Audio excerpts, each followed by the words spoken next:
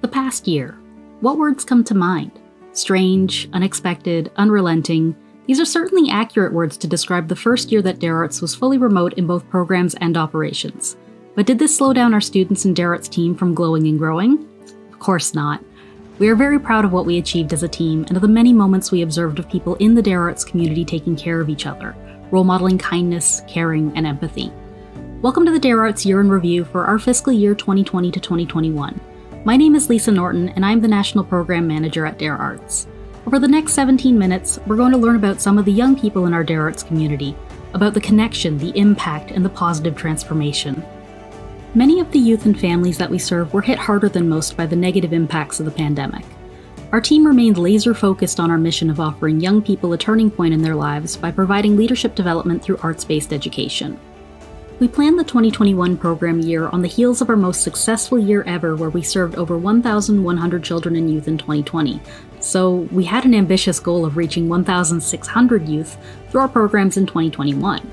Thanks to an innovative approach with leveraged technology, dozens of committed partners, and a whole lot of work, we are thrilled to share that we far surpassed our goal and served 3,489 youth. At the beginning of the year, our focus was on our pandemic North Star, on proactively nurturing the emotional well-being of children and youth in this time of extreme isolation and added pressures, supporting and equipping them before they reach a point of crisis. We built on that foundation and kept on climbing. Now let's take a look at one of our youth program alumni in action. We're grateful to Global TV for sharing Connor's story.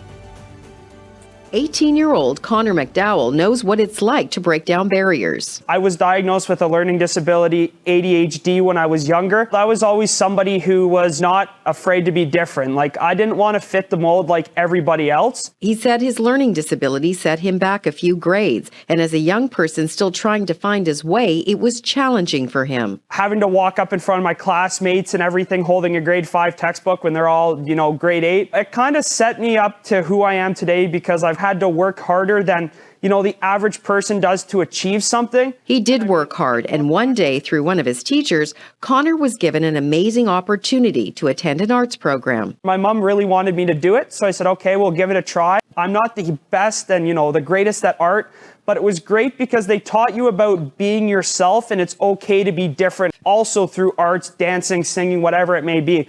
They try to get you out of your comfort zone. And once out of his comfort zone, incredible things started to happen. How are you now helping others persevere through challenges? I'm a strong believer in that, if you dream it, you can do it. And if you work hard, anything will come. I'm going to talk to you about heart. I do motivational speaking on Instagram. When we just don't do the work and we take the easy way out in life, we're not going to go far. And through my Snapchat friends, I also send motivational quotes. If you want something done, get it done right now. I always just try to tell people, there's always going to be challenges, there's always going to be failure in life regardless of what you do. You just have to take the positives out of that negative and then go from there. You recently received a Youth Leadership Award from DAREarts. What did that mean to you? I honestly started crying in the middle of the work. It made my year to win this because I've always been told, you can't do this, you can't do that. So for me, at the end of the day, to win this award is amazing. He's amazing, isn't he? Remarkable young man, full of confidence, so lovely to see. We are incredibly proud of Connor and of other DAREarts students like him.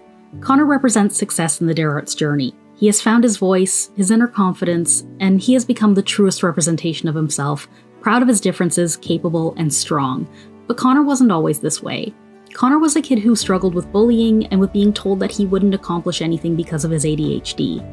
Now that we've seen the transformational change that can occur for students participating with DAREarts, we want to take you back to where it all begins, with our youngest age group. The students who participate in our All the Arts online program range from ages 9 to 13. We are a point of early intervention amidst challenging chapters in their lives. We want to share a few key milestones with you from our children's programming.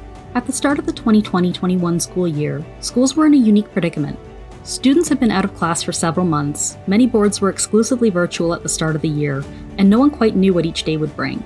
The education landscape was a very different space, and while teachers were making the best of a tough situation, gaps that existed for students before the pandemic were widened as things like field trips, extracurriculars, classroom guest speakers, and access to shared supplies were no longer available. We took the knowledge we gained from piloting All the Arts online the previous year and made the program even more robust to address these exacerbated needs. We added care packages of supplies, individually packaged for each student participant, to ensure that no student would feel unequipped for the program. We turned the volume up on wellness and self-care in our approach, which has always been a part of what we do, but was needed now more than ever. With the fall approaching, our outreach efforts for All the Arts Online were met with a tidal wave of applications that knocked our socks off. Within just a few days, over 100 teachers had submitted requests for us to join their classrooms to bring the experiences that could no longer be accessed outside of school directly into classroom spaces both online and in person.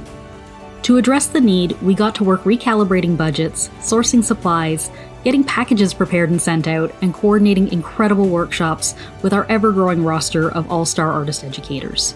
It was a whirlwind of a year, but by the end we saw All the Arts Online grow from initially serving 63 students at the start of the pandemic to serving just over 1,000 students across 3 provinces in 2020 to 2021. For over a decade, we've been working with students in the downtown east side of Vancouver. This area is known for the challenges it faces.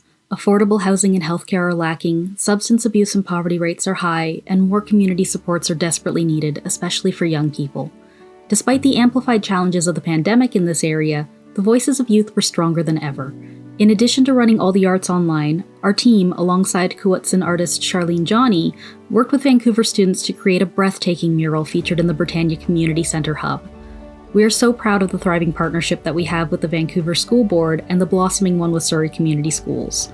We have exceeded our reach dramatically in BC, where we have grown from serving 66 students in 2020 to over 800 students in 2021.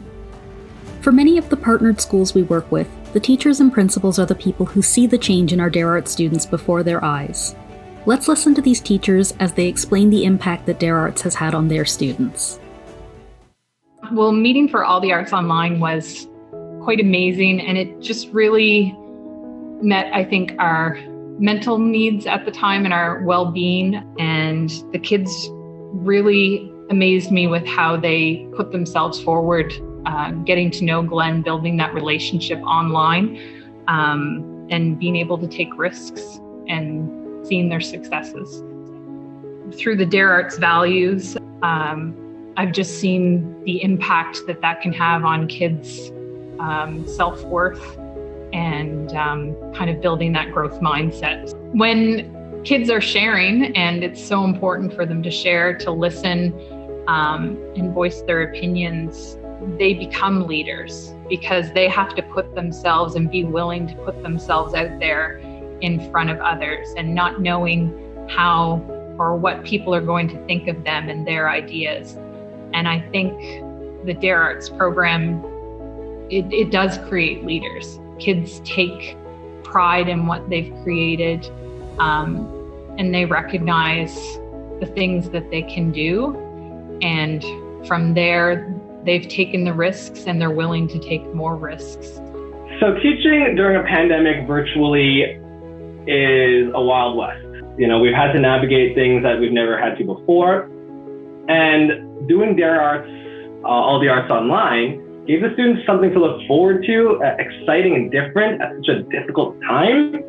Resources were provided and delivered, making access equitable for our students. And they learned from a variety of really professional and talented educators and artists from a variety of art forms and media. I know teaching virtually, there are only so many resources that I can provide them physically, and having DAREarts send these resources at home to these students to be able to create art with their hand in a virtual setting with the exact same resources is invaluable. It's something that I never expected to have. It was something that we loved, and the art that was produced for our students was wonderful. And it was an experience that made the year much, much more enjoyable than it would be otherwise. Supporting young people like the students in Amber and Ian's classes to reach their potential is so important, and a key factor in our ability to do this is continual improvement in our program delivery, impact, and evaluations. Last year, Scotiabank generously funded the development of our Theory of Change model. This year, we worked with our model and designed specific evaluative tools correlated to our online programs to ensure that our impact aligns to our curriculum and desired learning outcomes. Central to our work, this model focuses on our belief that leadership is built from the inside out. We start by focusing inward on building self. What is my identity? How do I see myself? Do I feel capable? Who do I want to be? We then move through to others by focusing on how youth connect to those around them. Where do I see myself with my peers? What does teamwork look like to me and the people I'm working with? How do I stay true to myself despite peer pressure or negative labels? How do I set healthy boundaries? Lastly, our students focus on reaching outward. What kind of transformation do I want to create in my community? How can I use my voice and my talents to be an agent of change? Where do I see myself in the wider world? When our students move through this model of growth and change, the result is incredible. Let's listen to Sahil's story. Before YLI and click and stuff, I had these big ideas, but I never thought that I could actually get them done. But then okay, it was after click, it was okay, I've done one thing, so then might as well do every single other thing that I've thought about in my entire life. Yes. So my project is basically a system of resources for high school students. The whole goal is to make this massive online community of high schoolers all around Toronto, all around Ontario, just united. And did you design all of this, or is this you collaborating with some of the people in your network? No, this is entirely my thing. Oh geez, that's amazing. And That's so took amazing. ages. After you. You're doing big things, buddy. Holy Yeah. Big things. We're very proud of you. sweet.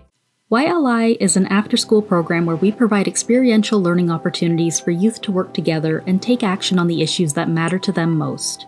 Participants connect with our team and a new peer group to build their skills in project planning, conflict resolution, digital literacy, collaboration, and project execution, guided by our supportive staff, professional artists, and industry experts. This year's YLI Ontario projects included a resource chapbook focusing on isolation and homelessness, a resource and ongoing project that raises awareness about the flaws and inefficiencies in the Ontario education system, an animated video about immigrant worker rights, a visual arts exhibition centered around teen mental health and racism, a book of poetry on mental health with illustrations and resources, a social media project that targeted misinformation and media bias specific to Palestine and anti-Asian hate, a website focusing on the connection between environmental sustainability and mental health, and an animation project about improving services for transgender and non-binary youth. This year's YLI BC projects included an animation reel about the dangerous impact of toxic masculinity, a comic to raise awareness on the ill effects of discriminatory language, and a zine for future YLI participants that speaks to anti-oppression techniques and project management skills. Two of our YLI alumni are Atakumbi and Chelsea, and we'd love to share their thoughts on their YLI experiences with you. I have changed tremendously. Really, I can confidently say, YLI wasn't my, my awakening. Mostly, because I am very introverted. But you can't tell now because I do a lot of public speaking since YLI. YLI, I came in here with no expectations, no credibility whatsoever, no me speaking for anything or me being a factor of change at all. So me actually applying for things, getting in things, public speaking, being able to create safe space for other people and adapting what I've learned from working with other people to other segments of my life and what I do. Your experiences, they matter. Your ideas matter. Your views matter. Your perspective matter. But other places, it's just you out of 1,000 other people. It's just one. It's just you're just one more person. I miss thousands of people. And YLI is you're you, and we value you for your opinion, for your views, and what you bring to the table. It starts off by everyone introducing themselves and getting settled in, and then we divide up goals. And what I really like about that is everyone has an opportunity to do something that they would rather do and they can do and have the skills to do, but they're also able to explore the other roles and basically expand their knowledge and skills. YLI was really part of the reason of how my view on leadership changed.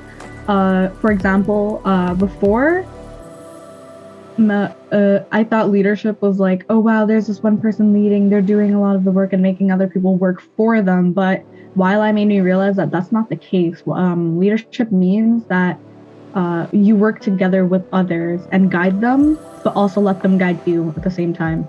So one thing I definitely did was at school, I applied for my school council. It wasn't a big role like president or vice president, but I applied to like help out and be public relations, for example, and senior rep. So I found that because of YLI, I was able to take that shot and try to make a change for my school. Now let's turn our attention to the programs that we provide to Indigenous students and communities.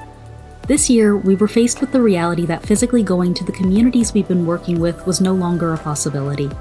To continue supporting youth in these communities, we launched into the development of multimedia supports. A time-honored requirement from the Indigenous communities we work with has been to ensure that traditional knowledge and practices are included in the offerings we provide to the youth. With this in mind, and with consultation from our community connections and Indigenous artist educators, we crafted a robust video series built around the Anishinaabe 7 grandfather teachings of courage, honesty, humility, love, respect, truth, and wisdom. Each lesson features a different arts-based workshop that connects traditional and contemporary practices to one of the teachings. The fly-in only remote communities that we partner with faced extensive closures due to COVID cases either within the community or at any of the key flight hubs connecting the communities to larger cities in Northern Ontario. Schools struggled to keep their doors open for any length of time as shutdowns were needed to prioritize the safety and well-being of the community residents. For anyone unfamiliar with remote communities in the north, healthcare access looks very different from communities and towns that don't rely on flights to move between places. To support youth during these closures and to support access to healthy activities when group activities weren't an option, our team worked to create customized creativity kits containing items that were a bit different than our initial run of kits. Carefully tucked away in each kit were things like ice grips to go on the bottom of shoes or boots for walking over frozen, uneven ground, first aid kits, whistles, flashlights, and other safety gear that students could use to play outdoors safely. These kits landed in each community, and over the course of the year, we also worked to plan community garden projects, a shared request from the communities we work with that will contribute positively to student health and well-being for years to come. Since 2007, our teams have worked with many remote Indigenous communities across Canada. In November, we discovered that a community we had previously worked with, Nisga'a First Nation in Northern Ontario, was facing a new water crisis that saw over 250 members of the community displaced in Thunder Bay. On top of a 25-year-long boil water advisory, an oily sheen had been detected in the water reservoir and needed to be resolved before it was safe for residents to return. As the community navigated the challenges of being displaced, our team reached out and offered opportunities for virtual programming, as well as enough creativity kits to distribute to the community's children in the 9 to 13 age range to support the youth during these tough times. We are deeply grateful to be connected with Northern communities and look forward to a time when we can work together in person again. After our initial rollout of 475 creativity kits at the start of the pandemic, this year our team and supporters like the Maddie Project went above and beyond to pack and distribute 1,217 creativity kits across the country. Distributing these kits hasn't always come easy. Our team has learned more than we ever thought we would about things like rental trucks, palletizing boxes, and asking the strangest questions to courier companies, but it's definitely been worth it. And this concludes our tour of DAREarts' 2021 fiscal year. We would like to extend a heartfelt thanks to you, our supporters, who make this work possible, to the youth we serve who continue to inspire and motivate us all to keep working hard and putting our best foot forward, and to our team of dedicated staff who each make so much magic happen on a daily basis.